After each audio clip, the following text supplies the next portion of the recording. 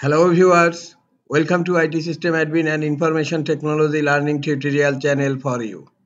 Today in this tutorial I am going to show you how to automatically hide taskbar on Windows 10 computer. Sometimes it becomes very important for you, so don't forget to watch full video.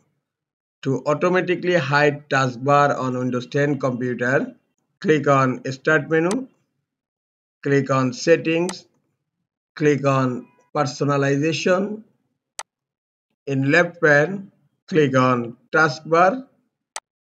Here you will find the second option, automatically hide the taskbar in desktop mode.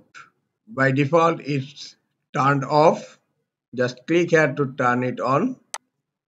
Now look, taskbar is hidden right now, and if you scroll your mouse on bottom of your desktop, the taskbar will be visible, and if you move your mouse pointer, the taskbar will be automatically hide.